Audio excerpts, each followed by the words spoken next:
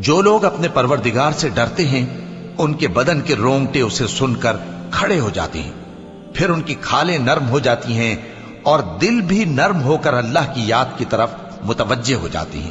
یہی اللہ کی ہدایت ہے، وہ اس سے جس کو چاہتا ہے ہدایت دیتا ہے، اور جس کو اللہ گمراہ رہنے دے اس کو کوئی ہدایت دینے والا نہیں۔ بھلا جو شخص قیامت کے دن اپنے چہرے پر برے عذاب کو روکتا ہو، کیا وہ ویسا ہو سکتا ہے جو چین میں ہو؟ اور ظالموں سے کہا جائے گا کہ جو کچھ تم کرتے رہے تھے اب اس کے مزے چکھو۔ جو لوگ ان سے پہلے تھے انہوں نے بھی تکذیب کی تھی، تو ان پر عذاب ایسی جگہ سے آ گیا کہ ان کو خبر ہی نہ تھی۔ پھر ان کو اللہ نے دنیا کی زندگی میں رسوائی کا مزہ چکھا دیا، اور آخرت کا عذاب تو بہت ہی بڑا ہے۔ کاش یہ سمجھ رکھتے۔ اور ہم نے لوگوں کے سمجھانے کے لیے اس قرآن میں ہر طرح کی مثالیں بیان کی ہیں